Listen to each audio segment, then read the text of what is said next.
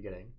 Hi everyone, I'm Timothy Von Rieden, better known as Vonnart Online, and welcome to my weekly Wednesday live streams. I do these every Wednesday at 2 p.m. Central Time. Often they might be a draw alongside me or a draw with me, or I might just be drawing something random. And today is going to be one of those kind of random things because I am working on my Woodland Youth series, and I am working on my 5th one. So I can show you guys a little preview of what I have so far. But I'm going to be doing a 3-slide drawing. The first one's going to be the boy, the actual Woodland Youth, but he always has his companion pig. So the second slide is going to be the pig meeting a little chick. And then the third one's going to be a recipe that Josh always makes for us, which is a vegan tofu scramble, which is kind of a replacer for eggs. Because I know when I went vegan, that was one of the big things that I thought would be hard to give up. But then after Josh found this recipe and made it, I'm like, this tastes very similar to eggs and it has a lot of the benefits. Actually, it has more benefits, more protein. And I want to share that with you guys if anyone's curious on trying to give up eggs. So I want to work on that middle slide today where the pig is meeting a chick. And there's going to be kind of a cute little picture. Nothing too extravagant, but I definitely need to get this done like this week. So I thought, why not do it live on the stream? I feel like a pig is kind of a fun, easy thing for me to draw because I've drawn pigs so many times now. And yeah, hopefully we can just have a fun conversation during it. So like I said, if you have any comments or questions during the stream, just put @Vonnart before it and I will do my best to answer it. It doesn't have to be related directly to what I'm working on. It could be on fun life things. It could be on art questions. It could be on how to make money during this lockdown situation. I'm open to anything you guys want to discuss. And yeah, let's go for it. The only other thing I'll say is this little pig that I have with me, I usually put this on my booth. As you can see, it actually broke 2 of its legs during travel. But this is the pig that I usually reference, and it's because my mom got this for me like 5 years ago.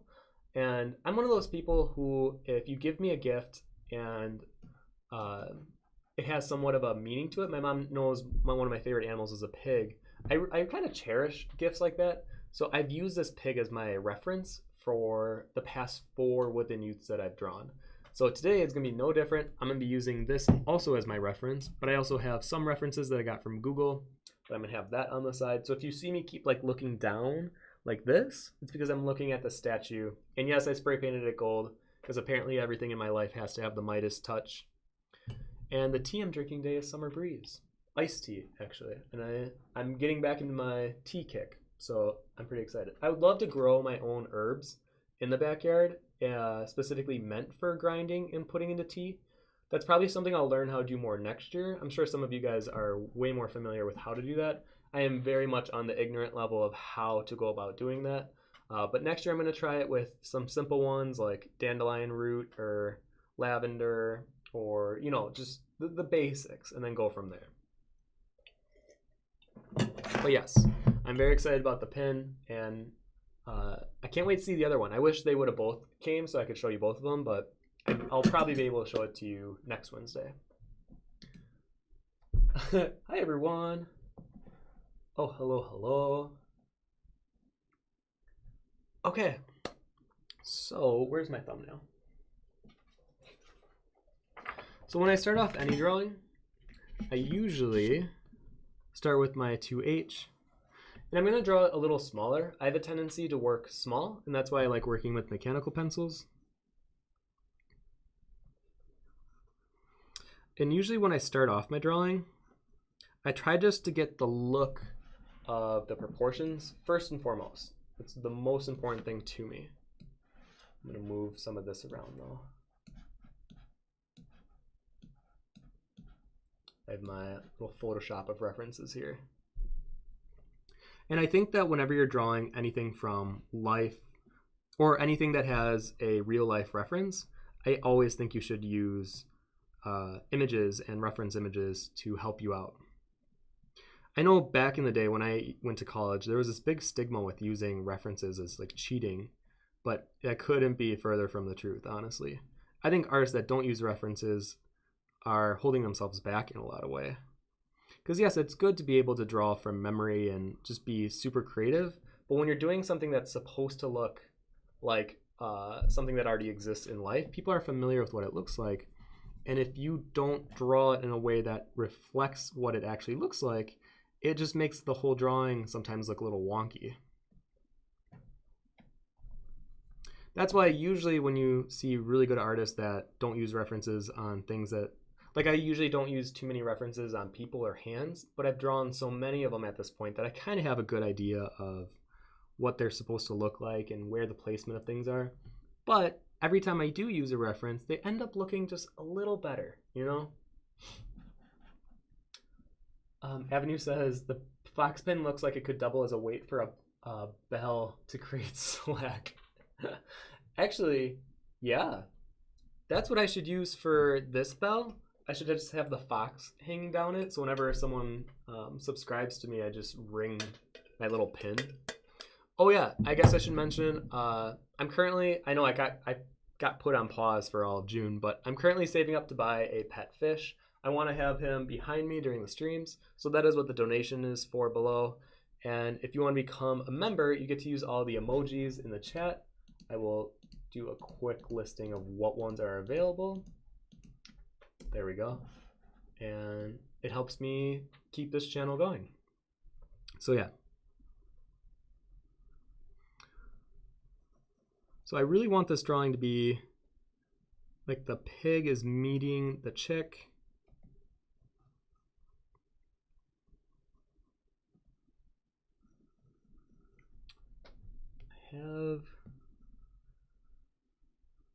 I have drawn chicks before. In my Woodland Youth 3 drawing, I drew, I think, like 8 of them. But chicks have such a weird body. They're kind of like cats where when they extend themselves, they become so much longer than they appear. But then sometimes if they like shorten up, they look like a puff of feathers.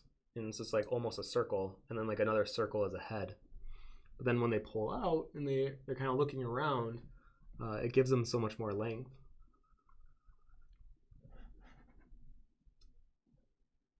CEO says, did you ever use a Faber-Castell Perfection pencil eraser or any Faber-Castell thingy? Nope, not yet. So far, I mean, I really like the Mono Zero, but I'm definitely open to trying any new product. I never feel like cemented to one pencil or one way of doing things. I do know what works well for me, and I think that helps me create, I guess, consistently. But I'm never like, oh no, I'm not going to try that because I already have my way of doing things. I think that's another worst thing that an artist could say is, I'm set, I'm good. Something else that's kind of exciting, I finally got some stained glass to practice on. I just need one, I need the cutter, and I need one more, I think the strips of copper to melt in between the stained glass. And that's gonna be my next kind of adventure to try out, because I've been really gravitating toward that. And I find as an artist, when you get these kind of notions of excitement or inspiration, to follow those leads. And even if they're not the most obvious ones, like for me, the most obvious would probably be doing more pencil stuff or working with powdered graphite or maybe even dabbling into digital again. But stained glass is like its whole other field of study, and I'm okay with that. I'm okay with learning and struggling and growing, because if I'm genuinely excited about it, I think the end product will reflect that. Because I think if I was just like, maybe it'll, you know, be fun, like I don't know, then I don't think it would turn out as good, to be honest. You know what? I feel like I made the pig head way too far away. That's another good example of, if you're ever feeling like you made a mistake, just correct it right away. Especially in the early stage of a drawing, it bums me out when I see artists just kind of make do with what they did because they don't want to take the time to erase it, or if they love the look of something but the proportion's slightly off. I'm telling you now, just fix it right away. It'll bother you if you don't. Amy says, hello, Allison, I missed you. She really likes your streams. Oh, well, thank you, and welcome back, Alice and Amy. I know, I was really excited to finish your Mermaid. So for those of you who don't know, I finished a Mermaid Commission over the weekend, and it's for someone that's actually on the stream right now. Here it is. And this one I had to redraw once because I had the whole thing, but it was much smaller. It was like this big. And I didn't like it. I was like, Tim, you can do better than this. And yes, it's a commission. And I sometimes see artists slack when they do commissions. But I'm like, I don't want to be one of those artists. So I scrapped it, even though I was like, I don't know, 4 hours or 5 hours in. And I restarted. And I like it so much better. I guess that's another good thing I can, especially if there's younger artists watching this. If you need to restart or if you need to try something again because you're not feeling the way it looks, just do it. I've had so many conversations with myself where I feel better because I was more honest with myself on what I liked or what I don't like. And when I don't like how something came out, if I'm able to just adjust and rework it right away, then I feel better about the end product. And then I can look at that piece with pride rather than with kind of like disdain almost, or like disappointment, because then it's that reminder of, oh, that's the piece that you decided to not try to fix. It does linger, at least with me. And I don't want that to be the case for any of you guys.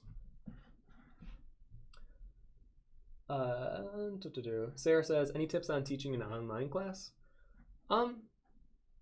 Speak from the heart for sure. I think too many artists, well, I don't know, I shouldn't say that. But I would say my favorite workshop classes that I've attended, most of them were in person, but they always come from a sense of genuine experience and that personal take on that experience. So there's a lot of artists that I love and follow that, a good example was David Peterson, who did the Mouse Guard book series. He did a workshop that I was at, and it was on storytelling and world building. And he had such a good way of reflecting on his personal life and how that very much directly reflects into his storybook and how he creates it.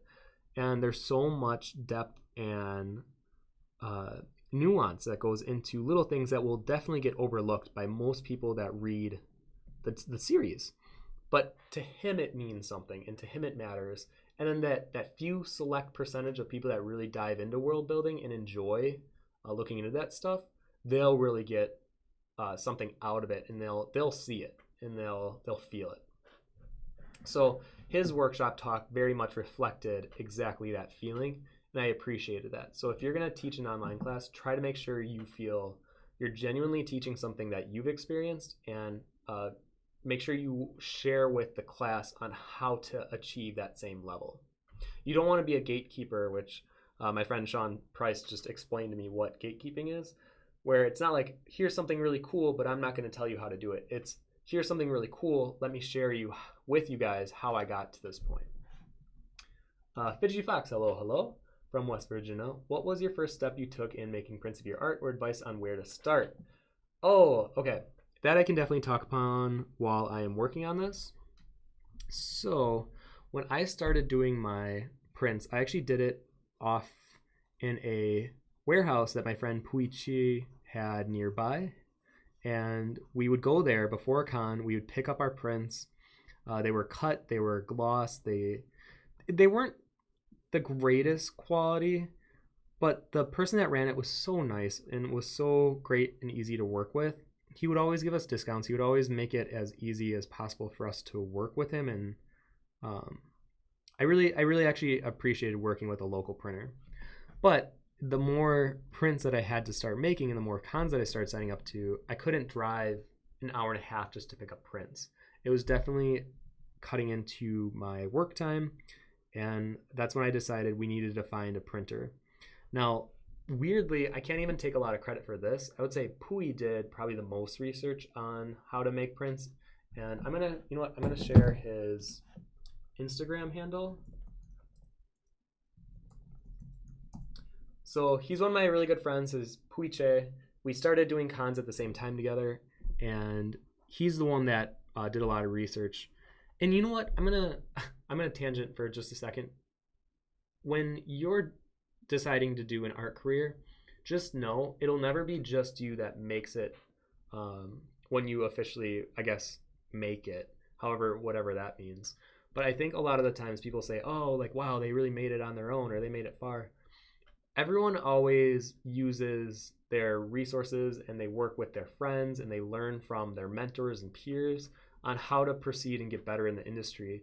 And the more open that you are and willing to admit that if you quote unquote made it or made it to a place where others consider you successful, always give credit to those who helped you along the way.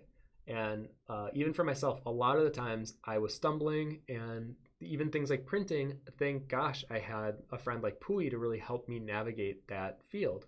So that's why I just want to give a quick shout out to Pui. He really helped me and continues to help me with learning things as I hopefully do in return. Always try to be reciprocal when you're growing together. So he's the one that got me into self-printing. We now use Canon printers, and I do all the prints out of my basement. I have my cousin, who I now recently hired, doing the printing, and him and I built a shelf recently. Actually, I should share it on the Discord, which you can join below. And you know what? After this stream's over, I'll share a picture of what the shelves look like. And now we have over 1,000 prints already, and I want to have like 3,000 by the time hopefully cons reopen next year. And it's been great. It's definitely time consuming. A lot of people might go with cat print or some kind of a print on demand service, which that works too. I think you have to find what you're comfortable with. I personally like being able to edit and print whatever I need whenever I need it, especially having the ease of it downstairs in the basement. I can just run downstairs, or even Josh could run downstairs, print it, and then pack it and ship it. So we've kind of found a really good routine with all of it, and it took a while to find that routine. So I'm not going to say it's easy either, because some people like to buy the not authorized ink, and some people I've definitely been on board with. I buy from quill.com. We usually get the discounts, and then we get the money rebate, blah, blah, blah. And then you send the empty ink back. I feel like I could have a whole stream just on how to do prints and how to be efficient. You have to be smart with bulk ordering, and I'm sure a lot of you guys already know this. I'm just kind of preaching to the choir here. But if any of you guys would want to see me do a stream specifically on business practices like printing or online sales or how to market, let me know, because I'm definitely open to doing these type of streams in the future, and I don't want them to be I want them to be as useful as possible for you guys, because that's kind of partially why I even do these streams. I'm trying to help the community grow and build upon itself in a healthy, productive manner. So yeah. All right, let me think for a second. I think I want to do some grass here.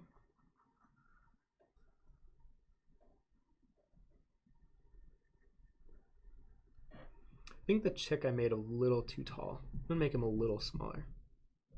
It's got to have that right cute factor.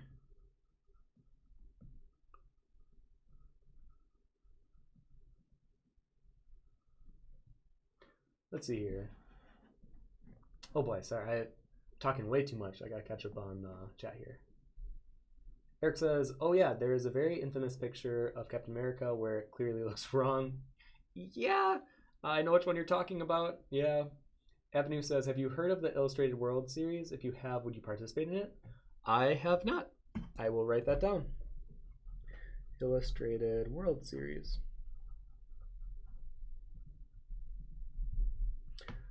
Another thing that is probably good for those of you who came for more business practice stuff is, so I work with no issue tissue to wrap everything. It's like a compostable, sustainable type of packaging for shipping as much as it can be. And I really, really enjoy their products. So whenever I order from them, and I did one recently for my card deck, I have like a custom sheet of tissue that has all the pips on it, like spades, hearts, clubs, etc. And I tag them and I let them know how much I enjoyed it. They wrote me back on Instagram and they want to feature me as one of the artists. And this is how you make connections, especially in the modern age of social media. Anytime you order a product that you really enjoy or you want to not only share with others, but you want to promote, tag them. Let them know in the comments or in stories of how much you enjoy the product, blah, blah, blah. And it won't always work, but I would say 1 out of 4 for me have usually contacted me back and have either just thanked me or something like this where they want to work with me. And you got to be open to thinking that some of these businesses that you're working with aren't just like these brick and mortar buildings. Like there's people that run these businesses, and if you're definitely for what they stand for and what they create and how they create it, then why not work with them or have an opportunity to do so? So just a little inside information. Always tag the companies that you are working with if you potentially want to do some work for them. And yes, I mean, it does help that I have somewhat of a Instagram following online, but this also happened when I had about 10,000 followers. So it doesn't necessarily always matter at your following count, but I will say it does become a little more easy to leverage your following count to companies as you get more, and hopefully you use that power for good. That's what I always tell myself whenever doing stuff like this. Like, always make sure you're following your own kind of moral guidelines and codes, regardless of the money, regardless of what opportunity it is. You always want to make sure you're staying true to yourself, because that is who you're going to have to be with the rest of your life, and you don't want to make moves that don't align with your personal beliefs. Like, it would be really weird if I worked with a dairy company, or even like 7 years ago, I thought I would love to work on like the new Count Chocula or Frankenberry box, because I saw that they were doing kind of a call out for artists, and I was like, oh, I really want to do that. But now I can't justify it because they have gelatin, obviously, and since I'm vegan, it would completely contradict what I stand for. So as much as cool as it would be to do something like that, and even though I grew up loving Count Chocula, I can't justify it now, and I think it would just linger with me, and I don't want things to linger with me. Anyway, sorry, I'm rambling again. Amy, thank you so much. I really appreciate it. I still love both. Well, of course, Amy. It was a challenge to work on. It was like a good challenge for me. I usually don't do like very big emotional like face portraits, so that was interesting. Hey Simon, hello. Yeah, it's been a while. Sarah, thanks for the tips. I'm going to do that. Yes, absolutely. What printer model is it? It is a Canon Pixma Pro 100. Eve says yes, please to the business stream. I would really appreciate. Fidji says I would also appreciate a business type stream for sure, and thank you for the advice you give here. Absolutely. So I might even I could set it up even for potentially this month. I could even do maybe even next week. I'll have to check to see what I have going on, because if I do a business type stream, I probably want to actually do some homework to make sure I'm giving as much information in a short amount of time as possible. So it could potentially be next week, but let me check with my schedule just to make sure I have the time to do it properly. But yeah, I could definitely do something like that.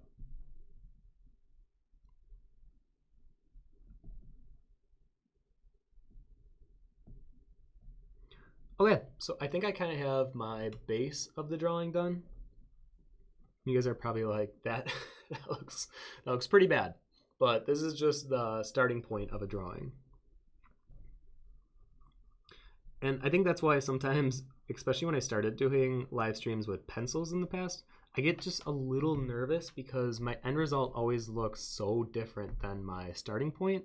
And I always have to kind of remind people like, oh no, this is just where we're coming from. I promise it'll look all rendered and contrasty and beautiful in the end. And hence, I think why a lot of times I'll start the drawing before the stream, so that a lot of what I'm working on then is shading and value contrast. Oh, something else that I found really interesting about pig snouts. I know this is kind of a weird thing to talk about, but they literally are like circles. They're like perfect circles punched into the face of a pig's nose. And I think before I always saw a pig snout as like long, but they're really just circles.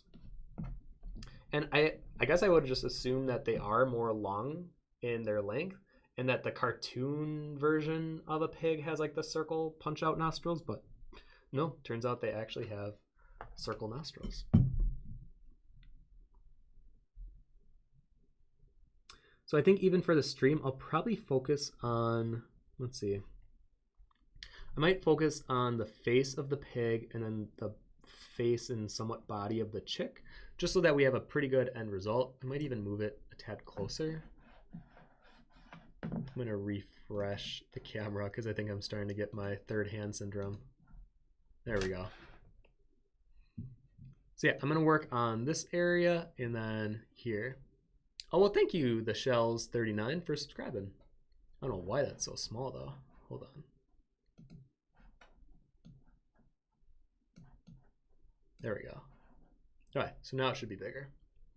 And also, the camera is really close to my face right now because I didn't want it on my computer because it would be too far away.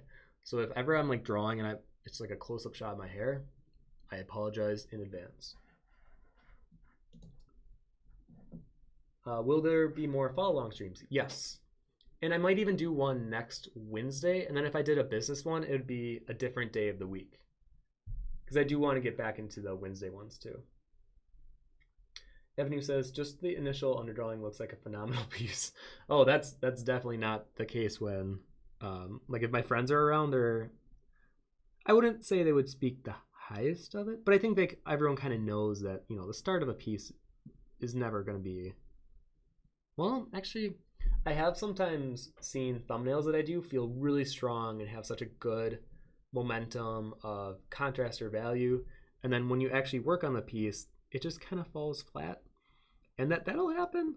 There'll be sometimes where your thumbnails or your underdrawing looks better than the final product, and that's okay. I think it's okay to admit that does happen sometimes, and just to learn from it and move on and try to do better next time. Fem says, I can't have a masterpiece without a good base. That's a great way to look at it, actually. Ghibli pigs are creepy, spirited away, PTSD.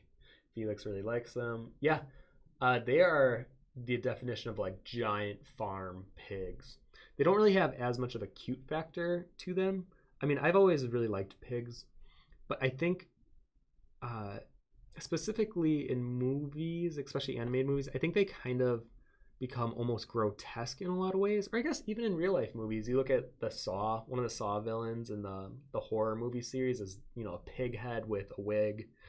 And I think they're always pushed into this realm of like gross and the bad guys. I mean, even if you look in social context, they're seen as like, if someone's a pig, it's either a bad cop or a man that is kind of just gross towards women. So pigs are not the greatest representation in media. And it makes me kind of sad because I love pigs so much. And to me, pigs don't represent any of that. I think they're very joyful. They don't, especially the pigs that I've seen at farms or rescue farms or even state fairs, they're very happy. Well, at least when I'm around them, it's not like they're trained to bite. They're not very aggressive unless if you know, like hurt their children or something. But even then, they could try to bite you, but I don't think it would be that fatal. I mean, if it's a boar, if it's like a really big pig, you do have to be a little careful because if like a 250 pound pig charges at you, yeah, you should be a little nervous. But I would say most of the time, like 98% of the time, they're very docile creatures. And I think they're very beautiful and friendly. It's been proven that they're smarter than dogs even. And yet we treat them like these gross, vile, or we have these gross, vile interpretations. And I'm trying to disprove that. So whenever I draw a pig, I always try to make them look like a little extra cute, just to kind of change the narrative around what pigs are being seen as.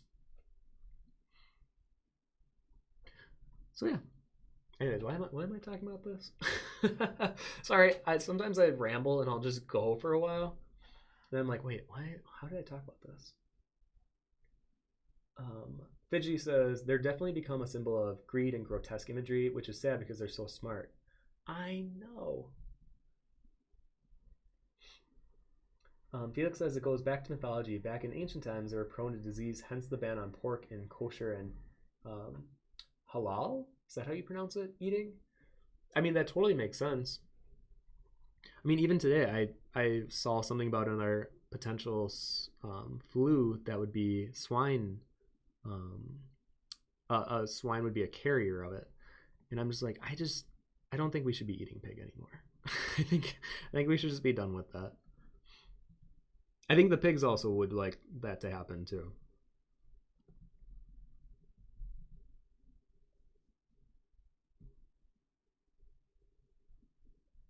Oh, I guess really quick while I'm kind of just rambling here. I've been watching a lot of movies, obviously, because it's my favorite thing to do. And if any of you have heard of a movie called Gretel and Hansel, it came out earlier this year, but I think because of the events of COVID and what came after, I think any movie really that came out in January, February, no one's talked about, and I think most people have forgot. But Gretel and Hansel was a very interesting movie, and it's one that I wouldn't necessarily say is good or even great, but the visuals in some of the shots are so strong, and they're so like almost obviously like desktop wallpaper quality, but I don't care because I think they're great.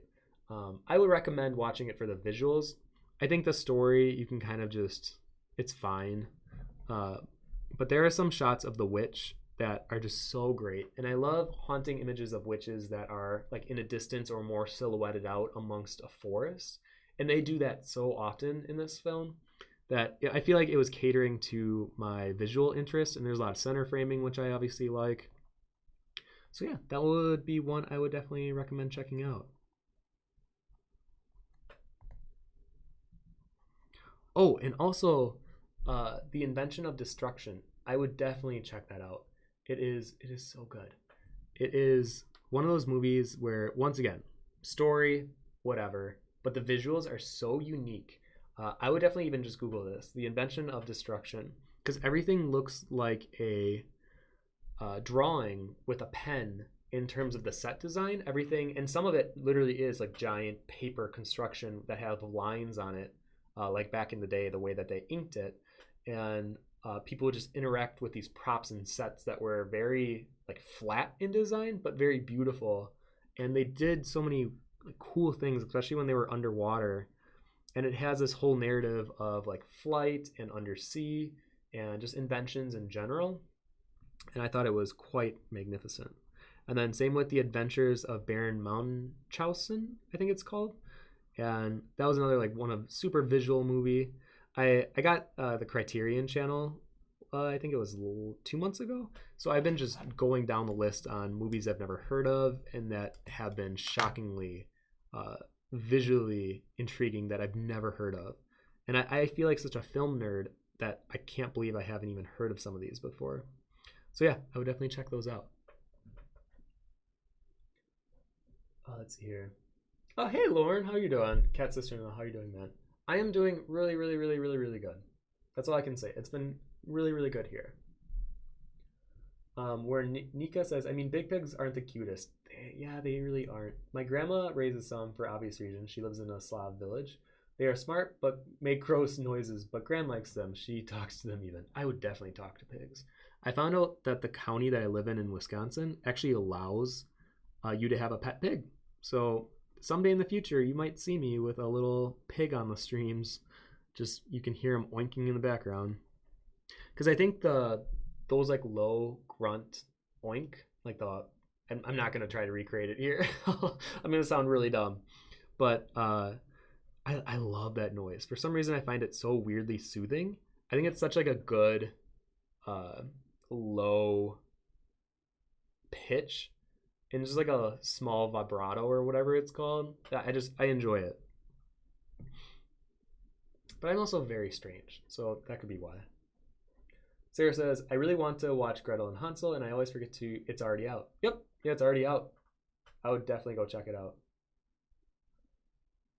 Avenue says, I remember someone showing me a video where someone poured Coke on a pork chop and left it on for 2 hours where maggots then formed. Ugh, I don't even want to know that. Yeah, I'm not, ugh. Felix says, very Cabinet of Dr. Caligari. Surprisingly, haven't watched it yet. It's on my Criterion list. I will get back to you when I watch it, because that one also looks very great. And I've been getting into a lot of Lynch recently, so I'm going to show Josh Eraserhead and Blue Velvet and some of those movies. Because I always say, for those of you who may be new to these streams, when it comes to film, I just want to see something new. Give me something fresh.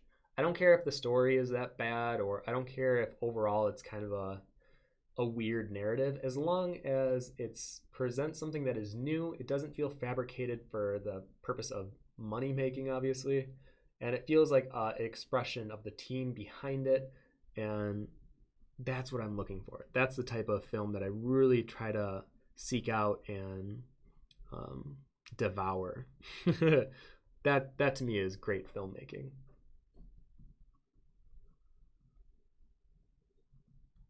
You know what? I might even draw just a little egg shell here.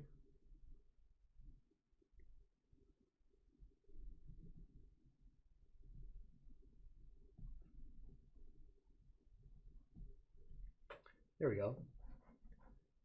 Digifox says, be sure if you get a piggy, don't buy a mini potbelly. If you don't already know, they aren't really mini. They're full size and strategically starved to keep them small. Yeah, in America, I know a lot of people call them micro pigs, and they don't exist. They're just starving potbelly pigs, unfortunately. Because trust me, if micro pigs or mini pigs, whatever you want to call them, actually exist, I would probably have 10 of them. I would be the equivalent of a cat lady, but with pigs. But since they get so big, and I learned that they require a lot of attention and care, I'm just not in a position to be able to give that, and it would be unfair to the pig if I adopted one but couldn't give them the time. So as of right now, I can't, but I really like the idea of supporting some of these local rescue farms that I found, and me and Josh actually visited, and giving money to them and possibly adopting one of the ones they have to like give it money per month for them to take care of. It's kind of a weird thing, but I don't know. I just want to take care of a pig, but I know I'm not in a position to responsibly take care of one in my own home.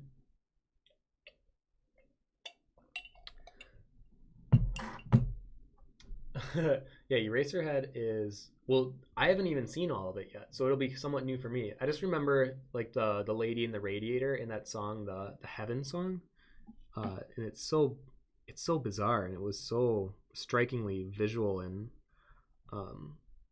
even in the audio to it is just haunting in a way. Even though it's not like in your face haunting, it definitely is haunting.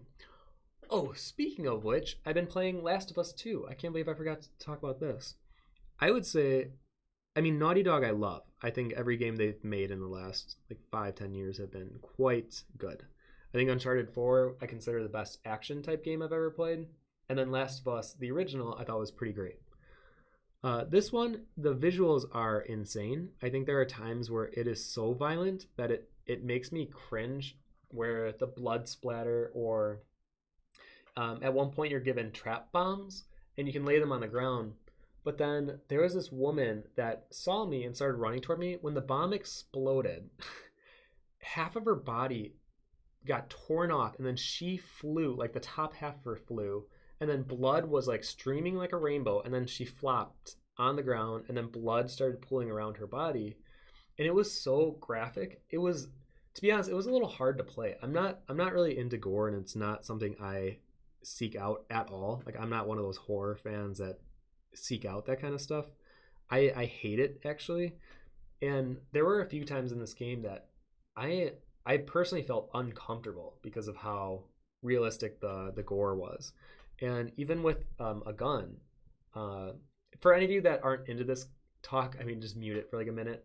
There was one point where I shot a woman with a sniper, and it was like close range. It hit her shoulder, so then her arm shot off, and it flung spinning. Same thing with the blood pouring out, falls on the ground, screaming in agony. And it was like the slowest. It took like 10 seconds for her to actually die, but it was like painfully real watching her without her limb, like holding onto it, screaming for dear life. And I'm just sitting there like, I don't want to be playing this. Like, I don't get any enjoyment or satisfaction from this.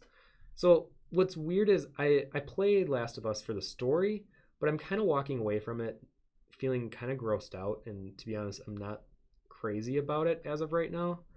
I think there's a lot of moments within it, like if any of you have gotten to a museum part, I won't spoil anything. To me, that was that was great. That was like 10 out of 10. I love the experience playing it. I love what happens within it and the bond you get with certain characters.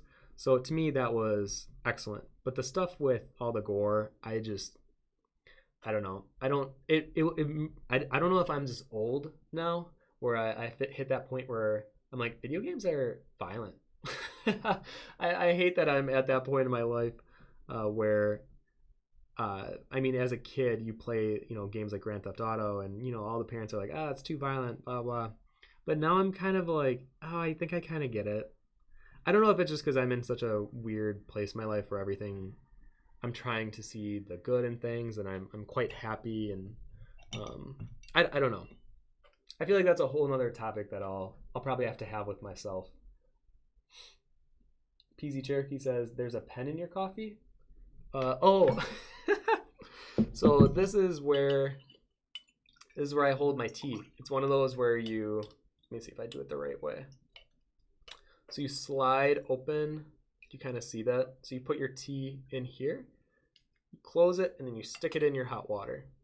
So I'm one of those weird Americans that I'll just let it stew for as long as I drink it, which I know is totally against tea proper handling, but I don't mind a really strong tea, and I just keep it in there.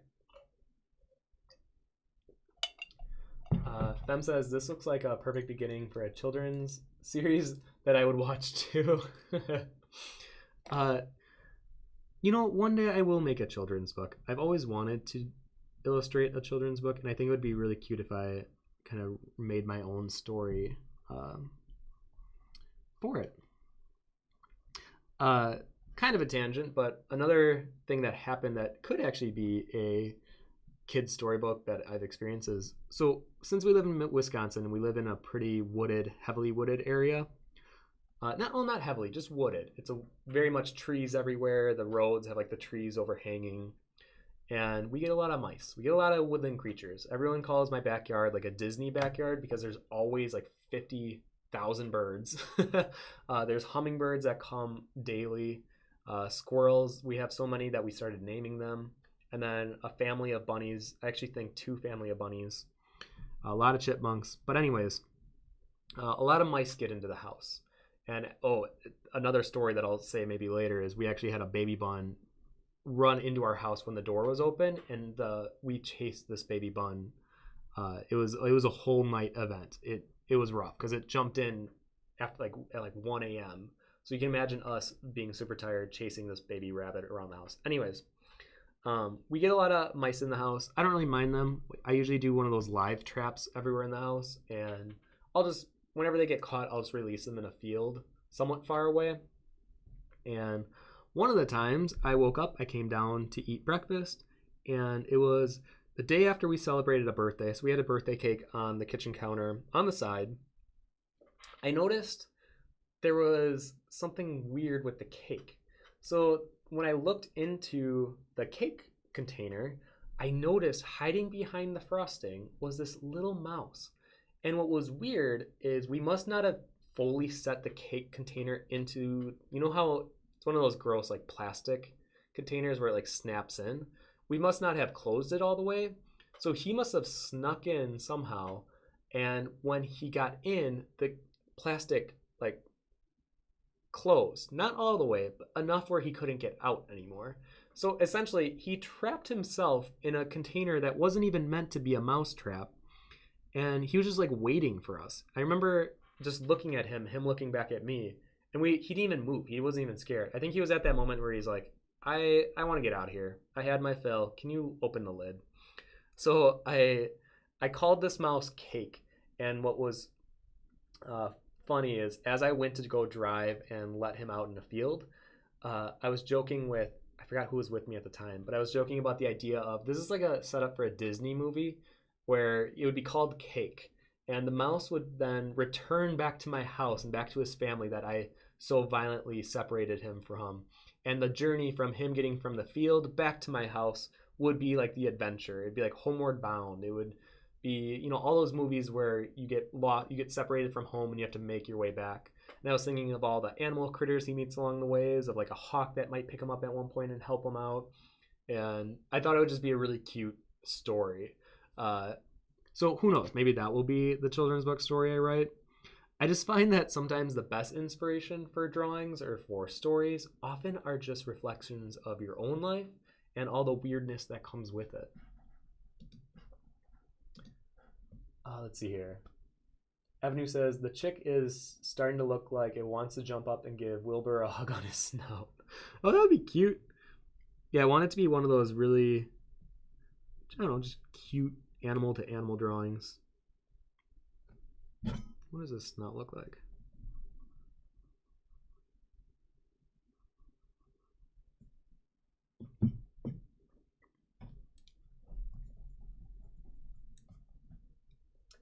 Sarah says, you have like the cutest stories with animals. I think just because me and Josh are outside a lot, I think they've been happening a lot more now. I mean, there's a story of our black and white squirrel. We have an albino squirrel. I feel like I'm just a storyteller nowadays where I'm just kind of sharing the weird things that happen in my life. But we have a black squirrel. We named him Toby because I've never seen a black squirrel before in my life. And now every summer we always see black squirrel. So I'm assuming it's probably like Toby the second or Toby the third. This is like a generation of Tobys. And then about 2 years ago, we started noticing there was an albino squirrel. It was like pure white. So we started calling that one Ebnot. It's Tony backwards, or Ebot.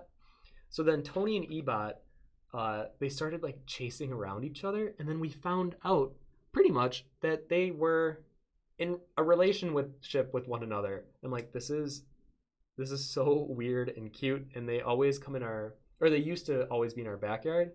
And it would just be so crazy watching this black and white squirrel chase each other. So my assumption is, now that I'm seeing a lot of gray squirrels, I'm sure this is not even how this works. I'm sure that, an albino squirrel is a genetic thing that doesn't get passed, through the same way that it doesn't like mix colors. Anyways, there's a few gray squirrels now in our backyard. So I like to pretend in my mind that those are like the descendants of the original Toby and Ebot. One last story, and then I swear I'll get to more questions here. So earlier this summer, I think it was May, we started burning a lot of the excess wood so we can start clearing room to make a bigger farm in our backyard so that we can plant more things. So we started burning a lot, and then one day, it was like 5 days since we last burned anything. So, we started burning things again, and I'm outside drawing, and I'm like, oh, you know what? The fire's getting small. I'm gonna go put on another log on the fire. So I go over and I take the shovel, and then as I lift and put the log, or like a clump of like dry, dead logs onto the top of the fire, an explosion of bunnies happens. And at first I think they're rats because they're definitely bigger than mice, but they're like, that big, I guess. So in the moment they look way bigger than they actually were. But I'm just like frozen for a second. But they all jump out and they're like scrambling because we later find out that they're blind at this point in their life. So they're just scrambling. And one of them jumps into the fire. So even at that moment, I'm like, well, I can't let this thing die, whether it's a rat or whatever. So then I try to go under it and try to get it out. But as I put my shovel in, it jumps further in the fire. I'm freaking out. And I'm like calling Josh's name. I'm putting my shovel in the fire, and I just like grab a bunch of the top of it and just like fling it. Mind you, probably not the safest for fire precaution, but I needed to save this creature, whatever it was. I felt like this weird obligation and sense of moral duty to save whatever creature this was. So I flip it out. It kind of like scrambles away. Me and Josh are then like, what just happened? And I'm like, I don't know what these were, but we need to find them. We come to find they're baby rabbits. There's little bunnies. And the mom burrowed and made a nest underneath the fire that we started, like on the side, but kind of under. So me and Josh then look up how to take care of baby buns, and we can't just let them in the yard because I'm sure there's a lot of foxes and things that could possibly get to them. So me and Josh make a new hole. We make a new hole for the buns, and we start finding them, which is a mission in itself to find like these little basically blind bunnies throughout the yard. Because they do hop and they move kind of quick, but they don't really know where they're going. They don't really have a good sense of direction. So we do find, I hope, all of them. We found, I think, 5 in total, and we even used our cat Astrid to help kind of sniff them out. But we made sure that she didn't actually like attack them, but just help kind of sniff them out. And then we found out though that mama rabbits will abandon their bunnies if it's not within the same foot of the original hole, and we did it like 4 feet away, thinking, oh, well, we don't want it near the fire. So we had to redig a new hole. And then if this ever happens to you guys, this is how you do it.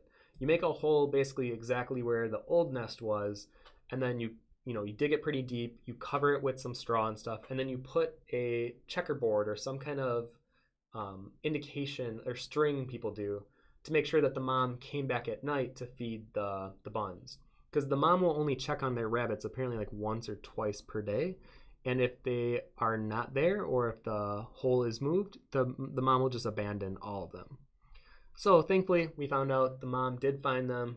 We now have a bountiful family of rabbits in the backyard who I've had to kind of scare away from eating my sunflowers because they have been a nuisance. But I love rabbits, so I'm not going to harp on them too much. But I definitely had to double secure my fence around the sunflowers because I kept eating them.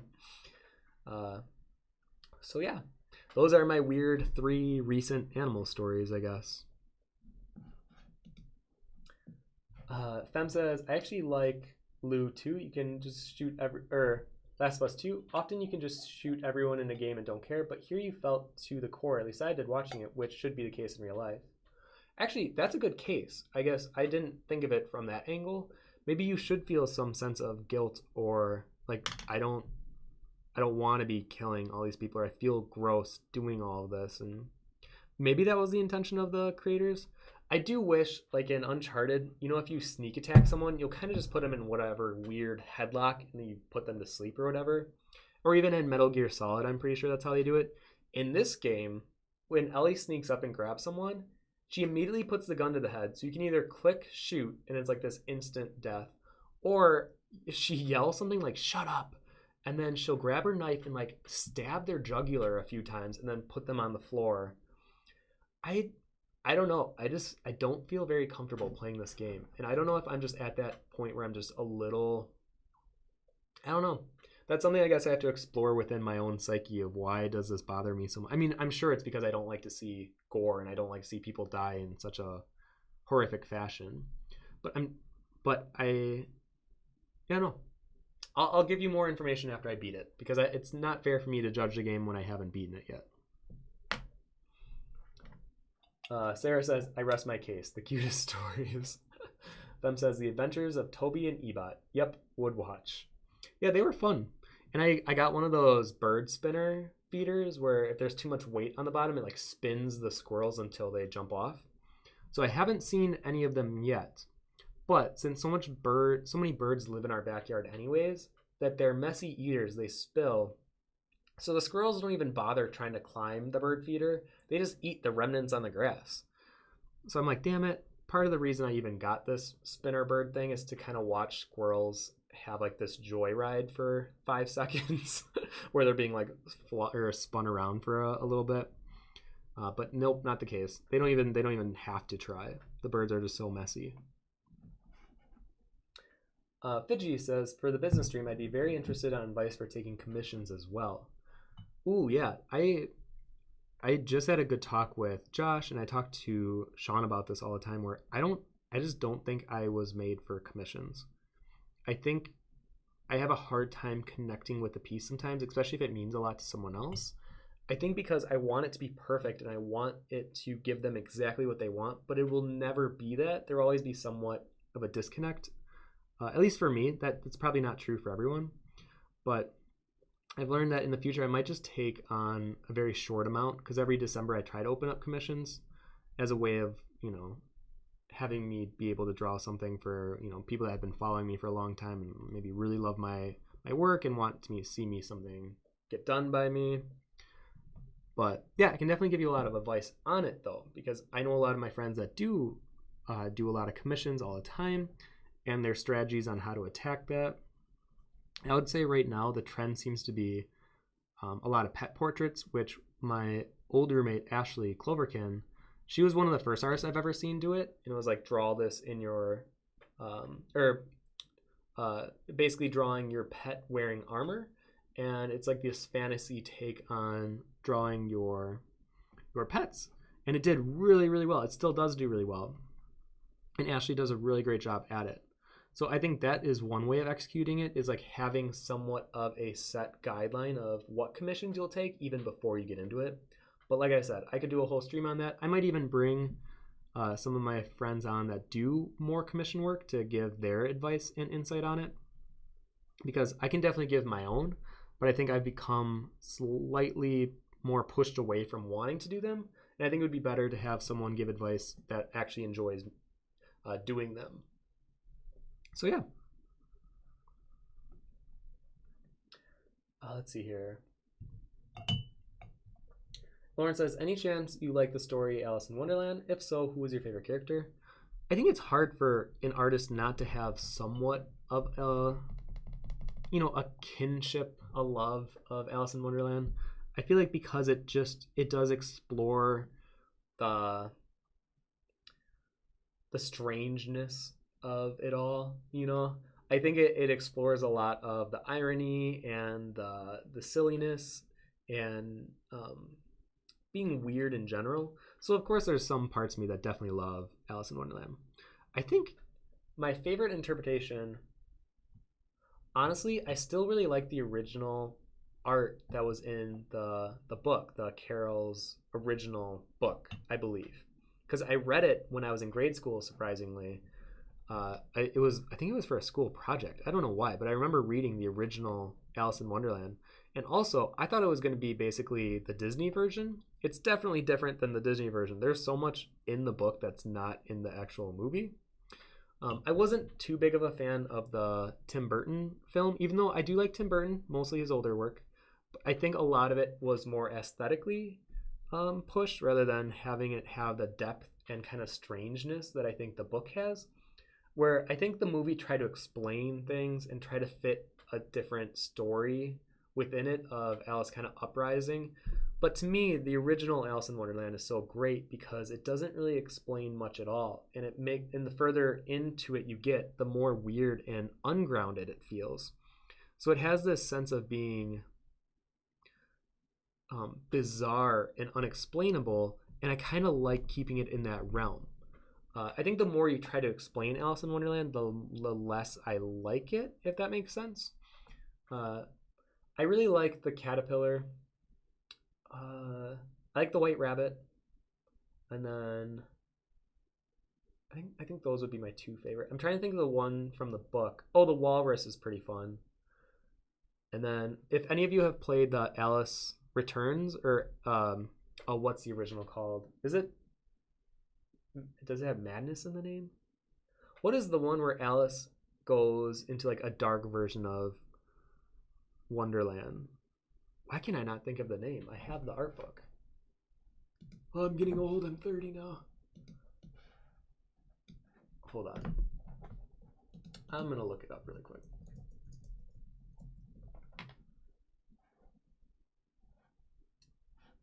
So the sequel is Alice Madness Returns. What's the original called?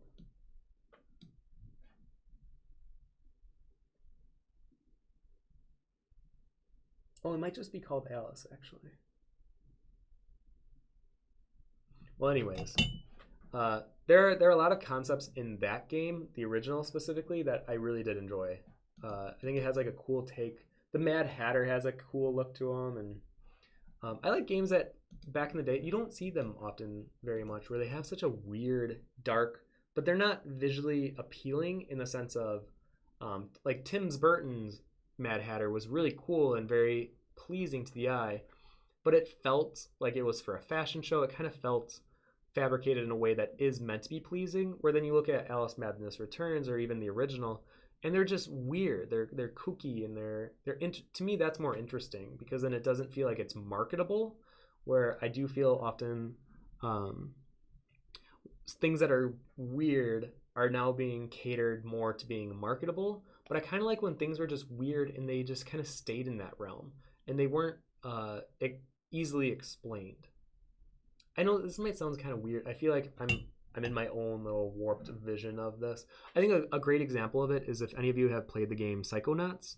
A lot of the creature design, a lot of what happens in that game, it's very weird, and the characters are not aesthetically pleasing in a lot of ways. They're kind of harsh to look at, but I like that about it.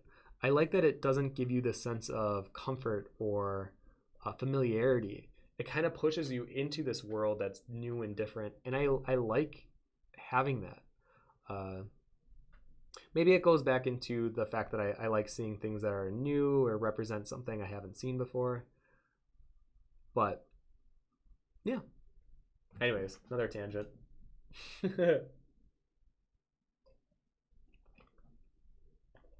Yes. American McGee's. Thank you. That is it.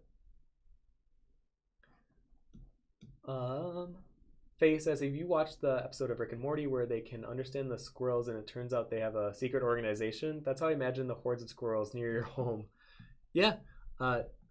Rick and Morty, I thought I was going to hate it because the only thing I knew about it was this old drunk, kind of narcissist and pessimist, just burps all the time and he's drunk and is sloppy, but I actually love that show. It's not even a guilty pleasure. I can openly admit I love Rick and Morty. I think it has such smart commentary, and I think it does such a cool way of explaining their stories and of basically doing whatever they want, and they can get away with it because their whole story and what they stand for is on like the universe and alternative realities, and they can do whatever they want. And I find that so appealing because then they're not held back by many restrictions. And yeah, I really like that show. So yeah, I've seen the squirrel one. It's pretty funny. Felix says the Tim Burton one is just confused in terms of narrative, and it being so much green screen just makes it feel totally disconnected to reality and not in a good way. I could not agree more. I think the same thing was the issue with the remake of Willy Wonka. I think, yeah, it has some good moments and there's some pretty visuals, but the original feels so grounded and so strange, and kind of going back to what we were talking about, where I like that it feels real, but also strangely different in a way that's slightly uncomfortable, and you're kind of forced to face that. Where the remake, then, it's very colorful and everything's visually pleasing, and it's very marketable in a sense. But then you go to the original Willy Wonka and you're taking that boat ride and you're in a nightmare. You're in a weird, nightmarish hellhole of a river boat tour and you don't know what's going on. And to me, that is far more interesting. Hey, Luna Loves. Hello, hello. PZ Cherokee says, everything you're saying makes perfect sense. Everything that is authentic and raw is not necessarily marketable, but to many of us, it's very relatable. I think that's where cult hits come from. I could not agree more. One last example, because then I know a lot of you are like, stop talking about this. When you look at like the original Rocky Horror Picture Show, and then the remake they did, what was it, like 3 or 4 years ago? The original had such authenticity that it's no surprise to me that it's a cult hit, and there's a following behind it. And I personally love it too. I think it is so good. And then the remake, it feels like it's meant to be marketable. The characters aren't really acting up their characters because they want to look pretty and they want to look presentable to the camera.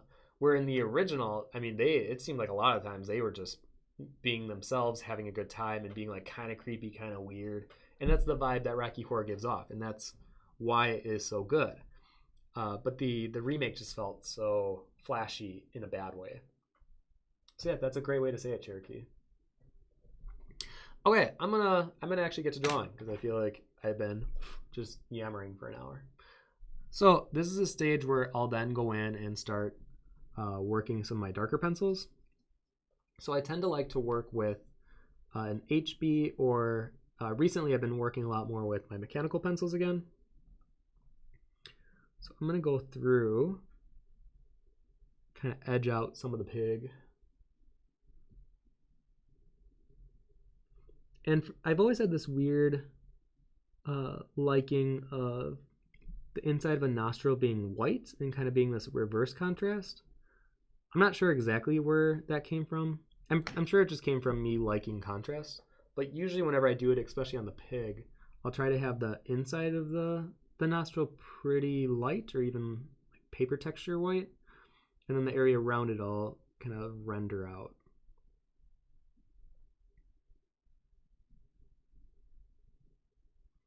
Now, I tend to work in small circles. So if you see me keep kind of going back and forth, that's my way of layering my shading.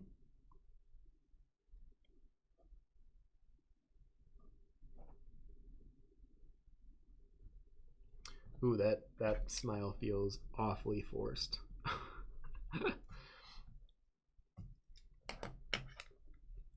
Let's see. Let me look at my reference here.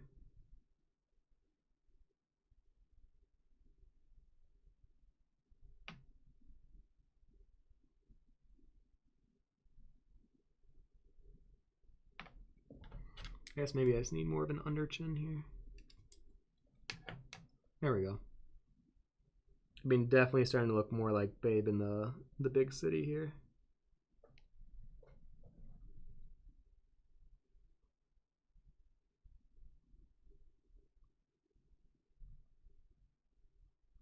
So sometimes I have to be aware of the slant on the actual pencil tip of the mechanical pencil.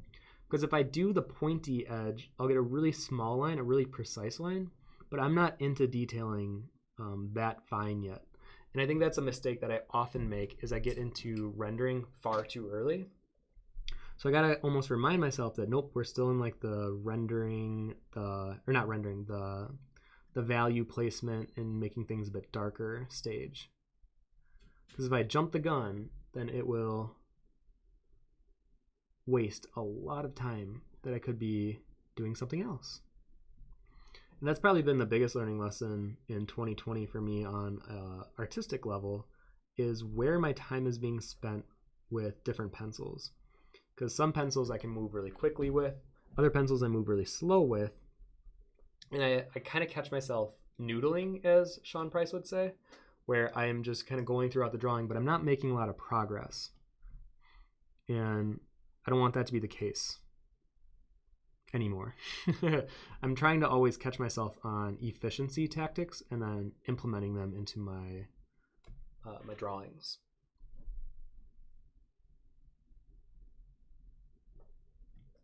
There we go. Luna says, oh my god, that pin is massive. I thought it was just a design on your shirt. Nope, it is a legit huge pen. Oh, is there a huge delay on my camera? Hold on. Reconnect. Oh no, now it's just frozen. Hold on.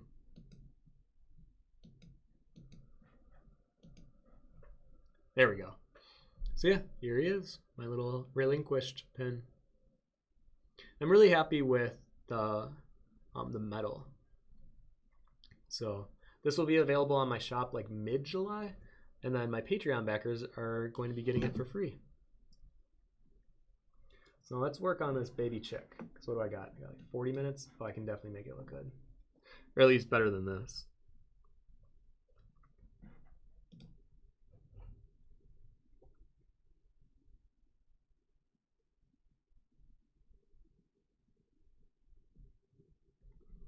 So doing something like this, instead of having a perfectly smooth outline, I sometimes will break it off by like doing little scratch marks to kind of implement that it has more of a fluff to it, because these baby chicks have more of a fluff to their feathers.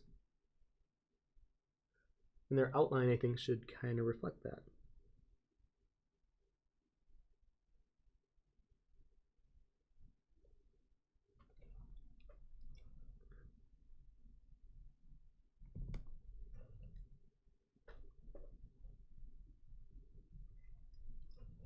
Put the beak a little higher.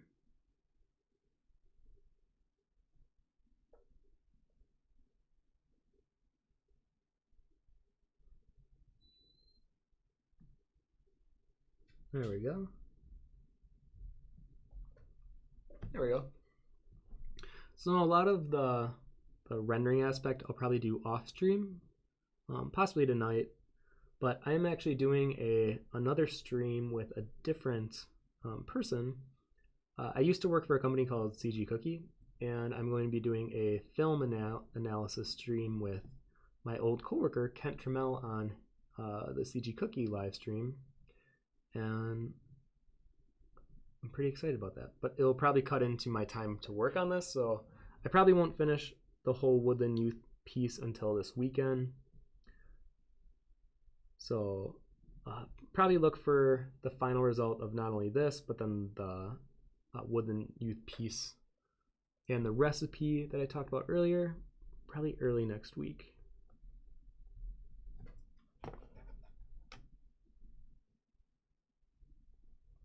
There we go.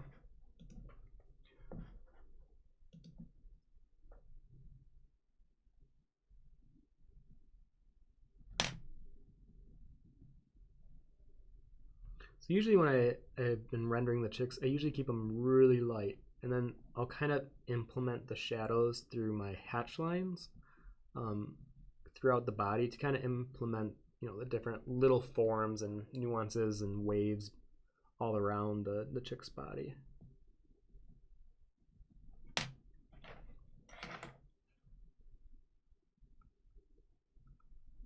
then for the legs, I'll probably go a little darker here.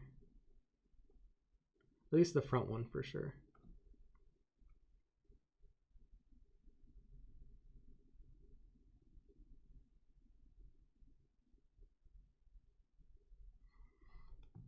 Yeah.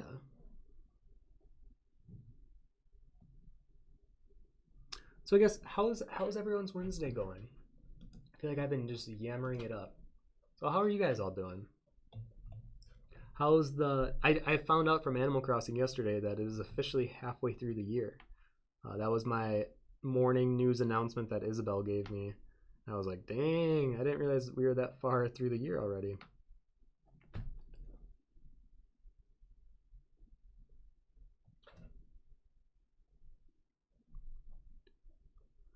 I mean, I feel like I get kind of excited, not because I want summer to be over. I actually really like summer, but I really like fall. I mean, Halloween season is definitely my, like, that's where I feel my strongest. And I'm gonna be co-hosting Drawtober again this year, and I'll be doing a lot of pumpkin patching and apple picking and watching horror movies all night.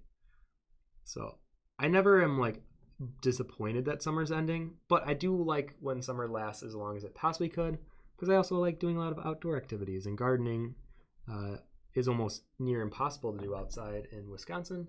So I try to get the joy of all that in while I can.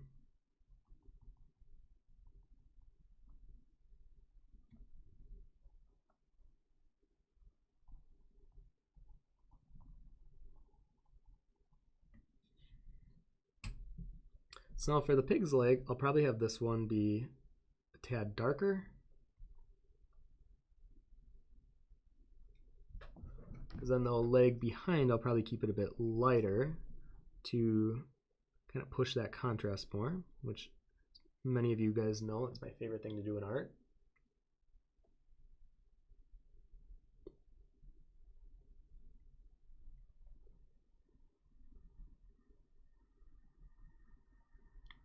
I think I might have them stepping in like just normal grass.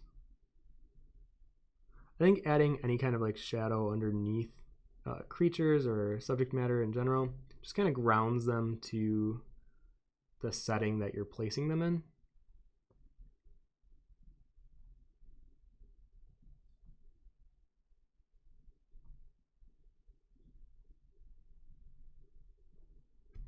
And sometimes when I'm doing like foliage or grass, I'll kind of shade it in this very pick up the pencil, lay it down really quickly way. And it kind of helps give the texture that earth often gives out, especially when rendering with a pencil. You can't really use greens and hues and saturation. So instead, you have to use mark making to your advantage and try to play it up.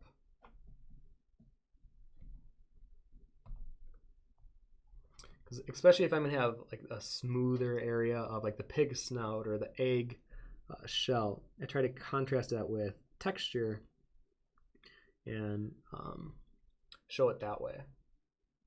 Sarah says, I'm having a good Wednesday, a bit sleepy, and I'm too many projects to work on, but I'm doing fine. I want to watch tons of movies too and just relax. Yeah, that sounds exactly what I want to do as well. And actually, I kind of share your pain with too many projects at the moment. I wrote down how many things I'm currently working on. I think it was like 13. And not all of them are actively being worked on, obviously. But then I have like my 5-foot drawing that I didn't even touch during June because I tried to take the month off to do other stuff. I have swordplay, which is constantly on my mind of I need to be doing more. But then it never feels like the right time to fully go into it. And I think basically what I'm trying to get to is I think it's good to write down all the projects you have currently and then prioritize or star like 3 of them.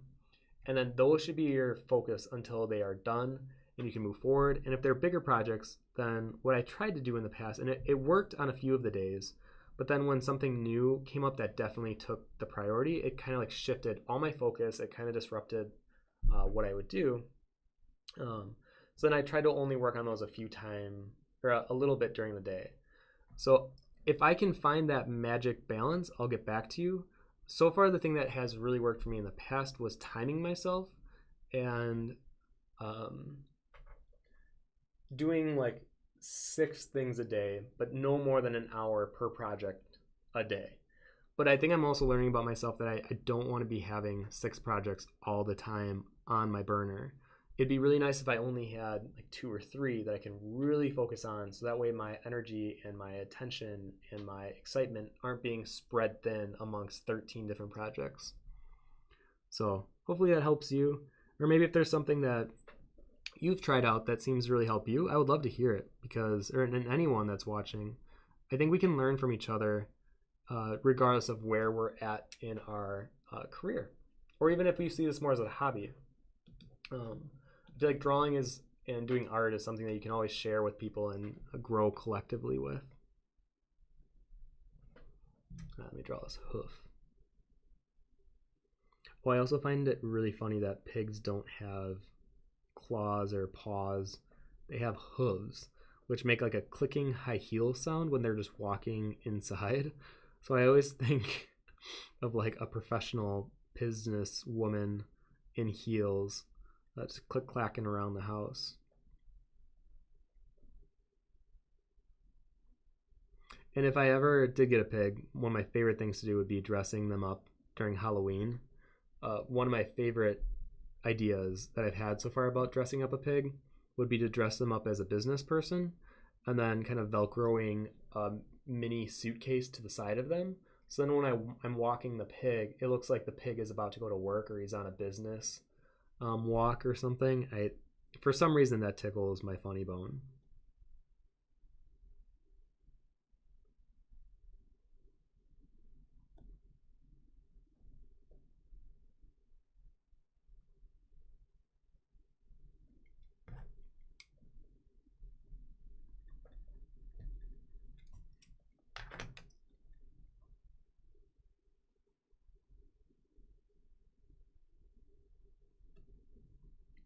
So normally as I'm going through and I'm doing these passes on the values, I'll tend to go in like layers, similar to working digitally, but I'll never go super dark right away. I try to build them up and kind of work the whole piece throughout.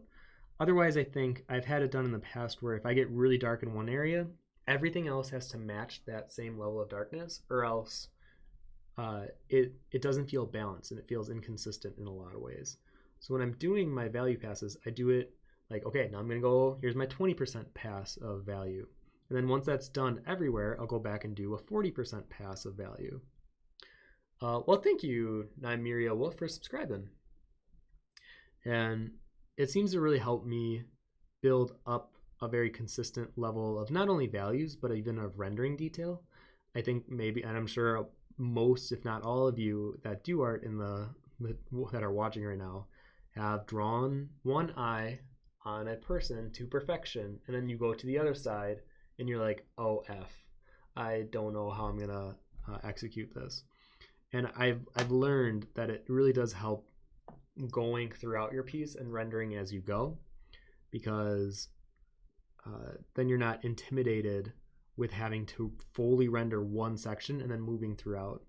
Plus, I always find that I move way faster if I'm rendering throughout a piece rather than just sticking in one relatively small area and then going to the next relatively small area and then the next relatively small area.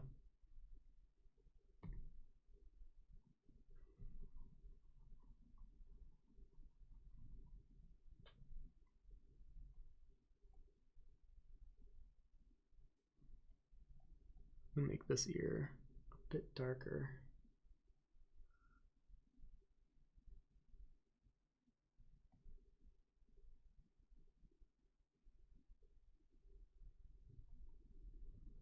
There we go.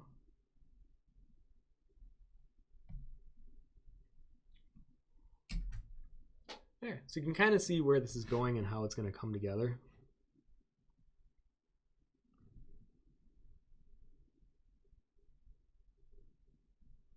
So now, yeah, I'm going to go back and, okay, where's the next pass of value and balance that I can go through and give it?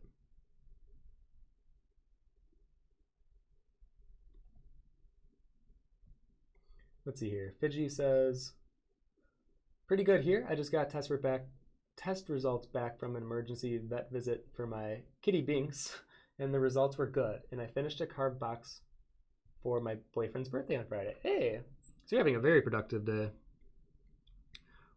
I feel really good when I have productive days too. I don't know if that's how you feel when you have one of those days, but I always feel really good about myself when I have a productive day. Sarah says 13 projects are a lot. I have like 7 in my daily job. Well, only 3 projects currently working and the other on development. I honestly think that's how I probably should start doing that, because otherwise I'm going to have way too many projects all the time that are half-baked. Can I paint? So I did a lot of digital painting for, I would say, from when I was like 20 or like 19 till 26, 27, and I'm 30 now. I don't do a lot of traditional painting. I really am intrigued by oils and a little bit by gouache, but nothing too much out of that realm. And I love digital painting. It's something that I always want to go back to more in the future. But as of right now, pencil kind of takes my priority as I enjoy it quite a lot, and I think there's still a lot more for me to explore. And like I said earlier, I always want to trust my gut and my intuition, and right now it still is leaning towards doing stuff with pencil and kind of with stained glass. So if there is another medium I'll probably lean into soon, it'll definitely be stained glass. And then, let's see here. Felix.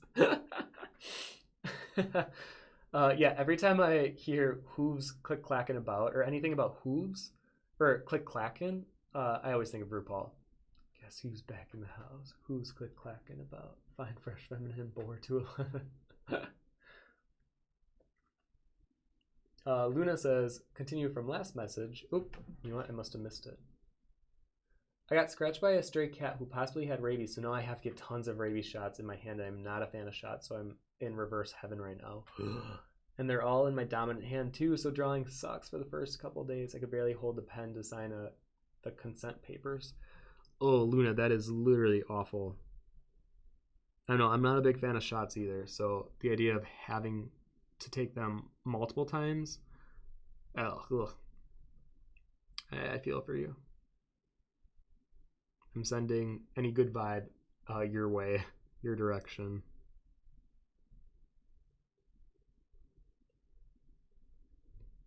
So now I'm looking at this reference of a potbelly pig. They definitely have a lot more, they do have a thin coat of like fur covering them, but if you ever pet a pig, it's more bristly. It's not as like smooth like a cat or a dog. It's more bristly. So whenever I draw a pig, I try to capture that bristleness, I'm sure that's not a word, of the texture.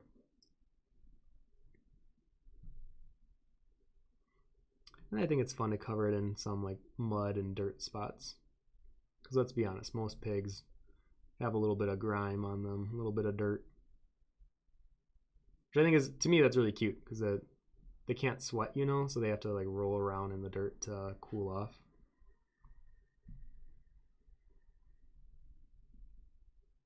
They're just playful little beings. Hannah says, just wanted to say that I admire art so damn much. You give me so much inspiration and have gotten me out of an art block more than once, so thank you. Well, that's great. Well, I'm glad that I could be here for you. And thank you for saying that. Cherokee says, the more I watch your live streams, the more I notice how similar we are. It's really uplifting because a lot of creatives tend to feel lonely and misunderstood. We're like unicorns, rare finds. Yeah, I think that's part of why I've always really enjoyed doing these live streams, because I definitely consider myself very weird, and I have like a weird sense of, especially with film, I have such like a specific taste, and I judge things so heavily on its genuineness and how authentic, and the more that I think we talk with one another about these things, the more we learn how similar people are.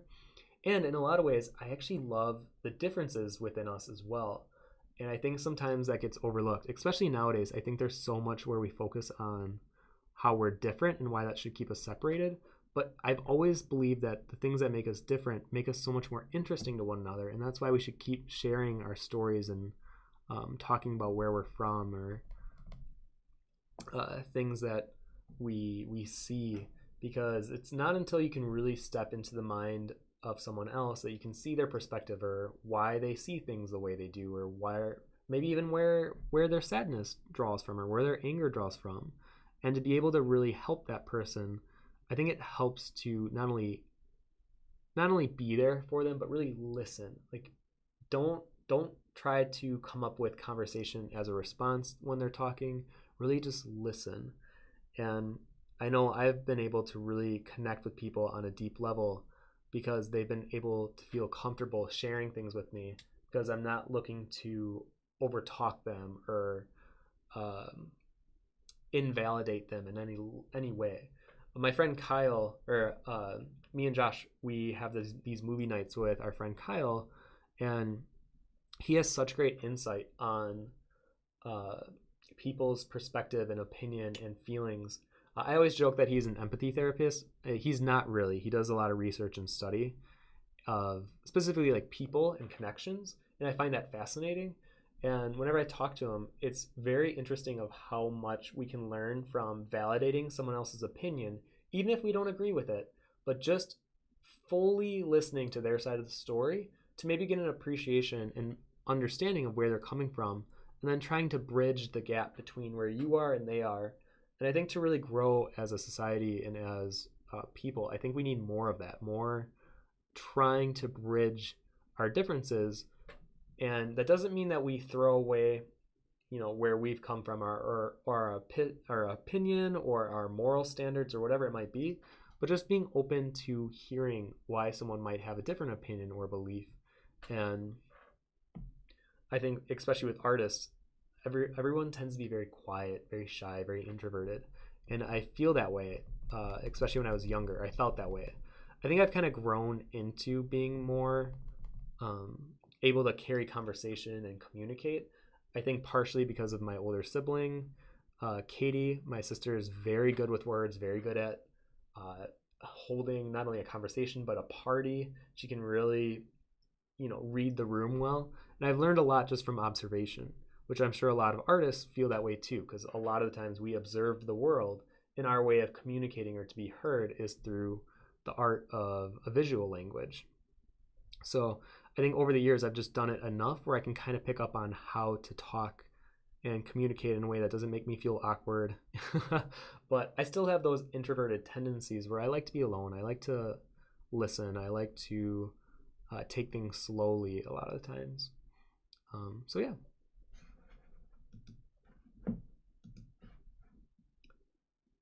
Fem says, any tips for job hunting in the creative field? 3D and VFX for me. Apply often and as much as you can. I think when you get one rejection letter, send out 3 more applications. I think you also have to be very willing to relocate, unfortunately. I know a lot of my friends that had to move to California or a place where there are more jobs available, and there have been more of a tendency to get jobs in the creative field by being around areas that are, saturated with animation studio jobs or video game design jobs. And as much as I love my little town in Wisconsin, it would be really difficult for me to find like a AAA animation or a video game studio because there's like none here. So it'd be very silly for me to think I'm going to get a job in Wisconsin unless if I'm able to work from home or I do like freelance illustration for them, whatever that might be. So yeah, well, thank you, Nader, for subscribing. Fem says, yes, just listen, not to answer talk. It's so much more valuable. I agree. I'm very inspired by your art, says Unwanted Cucumber. The face that you and Melissa work so well. The fact that you and Melissa work so well together. Who's Melissa? I don't know if I know who Melissa is. Sarah says, I grew out of being the quiet artist. Now I talk too much. That's pretty funny. I find myself somewhat in a similar situation. But I really do enjoy other people's company. I think I don't know. I still enjoy my personal time for sure. And if I'm in like a drawing mode, I almost don't want to be interrupted. It's one of those like leave me to be. Like I just want to have a movie going on in the background. I want to sink inside my graphite and just explore the drawing's capabilities. Because as soon as I have someone else in the room where they're trying to have conversation or I think my concentration gets broken and it's really hard for me to creatively dive into the drawing, where then I'm just so focused on being able to respond to the conversation and make sure that I'm paying attention to what the other person is saying, because I hate being that person that half listens to someone. And I think my way of kind of reconciling with that is to not be in the same room, because I know that's what will happen. And then I'll be half there, I'll be half present, and then that person will feel like kind of upset with me because then I'm not giving them my all, and they know it, I know it. So yeah. Okay, I got like 10 minutes left. So if there's any last minute questions you have, I would definitely ask them now. And then I'm going to go ahead and call this stream done. Might make some areas darker here. I didn't even really have to use my erasers that much. That's always when I feel pretty good about myself, if I didn't really have to use the eraser much. I had one artist friend tell me, and I guess Pui kind of falls in that realm too, of there's no such thing as a mistake. It's just something to work with more, or something. It's more poetic than that. But the idea is whatever you add to your drawing, don't see it as a mistake. See it as something that you work with. And I feel like maybe even subconsciously, I've been doing that more and more the older I get.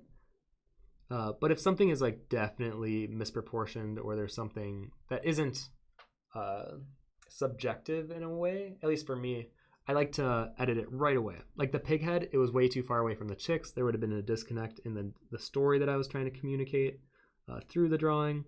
And I have to fix it right away, or else it's going to bother me every time I look at the drawing.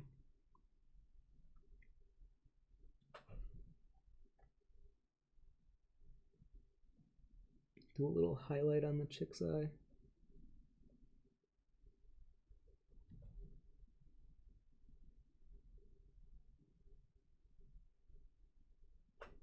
I've always had such a comfortable familiarness, is that a word? Probably not. With drawing animals, I always feel that the focus doesn't have to be on making them pretty, which I admittedly find myself in when I'm drawing people. There's this weird underlying pressure of making sure that they are beautiful. And it doesn't mean like specifically in their features, but I mean even in their pose and their body language. Everything has to represent something more. But with animals, I feel like the more that you have more of a roughness or a textureness, or you're focusing on things that may not be conventionally pretty. Like for the pig, adding all these wrinkles, adding, the texture on the snout, making the hooves kind of dirty or whatever those I end up doing. I think in a lot of ways people actually enjoy that more with animals, and it's seen as, I don't know, something beautiful in its own right. But I think with people, the more texture, the more stuff you do, sometimes it can get lost within it. And maybe, I don't know, maybe that's just me criticizing my own work, because I definitely feel that with my stuff sometimes. But yeah. Sarah says, are you going to watch the Hamilton movie on Disney Plus? Possibly. I mean, I do have a string of movies that are kind of on my watch list that I would rather get to first before I add something new. But I'm not opposed to watching anything. I think, well, except unless if it's like heavy gore, I'd rather not watch it. But yeah, I'd probably watch it, especially because I've heard so many good things about Hamilton. And I went to my first Broadway show last year with Moulin Rouge, which was so wonderful. So if Hamilton got really good reviews and it's another one of those Broadway shows, I'd be very curious to check it out. I wanted to wait to watch one of those things until I'm actually in New York again and I can watch it on Broadway. But because of the travel bans and what's going on, I doubt I'll be in New York for a long time. So yes, I probably would watch it on Disney Plus. Fem says, not really a question, but thanks for the stream. Advice and rambling. Really missed it. Also love the little babies. Can I adopt them and what are their names? Yeah, absolutely. It feels good to be back on the stream. I hope you guys have enjoyed my rambling for the most part. I think next week I'll either do draw alongside me stream or a business stream like we talked about. It just kind of depends on, I just have to look at how my week's going to be. Felix says, you should challenge yourself to paint something without blending and not be afraid of something looking ugly close up. I mean, I actually do think I enjoy line art quite a bit. So I think doing something without blending wouldn't be too much of a challenge. But I think the not being afraid of something looking ugly close up, I think especially if I did a person, that would be a good challenge for sure.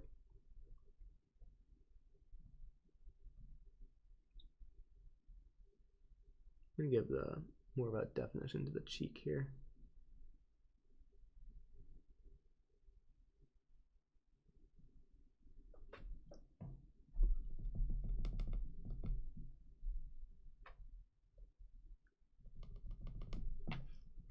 Just a little lower. There we go. Yeah, I like how this one turned out. If we're not streaming for a month, I always get a little nervous when I stream in doing pencils because I move a little slower in pencils than I do with digital, especially if I start talking, then I just start rambling, and oftentimes I don't even draw at all. I'm just talking. So I'm actually pretty glad with how this came out.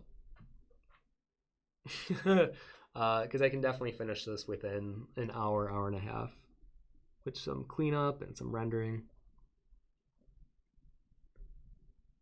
So thank you guys for being with me today as I complete this. Vigi says, I always appreciate the rambles. Thank you, Tim. You're super inspiring to me and help me want to get and do better. I am glad to hear that. It definitely, inspires me to keep wanting to do these streams, and I enjoy doing them. Okay, I think I'm going to be done with the stream. We're hitting the 2-hour mark now, and I feel pretty good with the results. So this is the little pig and the chick. Like I said, this is the second drawing in a 3-part series. The first one's going to take me the longest. I can show you that one more time. But this is where he's at. So I got to draw a bunch of chicks. So if you thought drawing one was rough, I got to draw like 80 of them. Thankfully, they're much more simplified. But I didn't realize drawing them darker takes me a lot longer because I don't work with powder graphite, so it's just me literally, shading, and trying to get a consistent value throughout. So this one should be posted sometime next week with all 3 of them finished. And yeah, I think that's all I got for today. So thank you guys so much for coming back to my live streams. I've missed you. It was good to take a month off, I think, because then it helped me focus on finishing my card deck, focusing on a few things that I needed to get done. And honestly, I think with the state of the world, it really helped me to help reflect on what's going on and myself, and it was good. So thank you guys so much for coming to the live stream, and hopefully we'll see you next week. I'm trying to think if there's anything else I want to talk to you guys about, or if there's anything else. I think that's it. I think that's all I got. Okay. All right. Well, take care, everyone. Hope you guys have a great rest of the week. And if you want to keep the conversation going, we have a Discord link below that you can join. And I'm on there at least once a day. I usually check up on what's going on. And yeah, we'll see you there. Okay. Bye, everyone. Take care. Take care. Where's my OBS?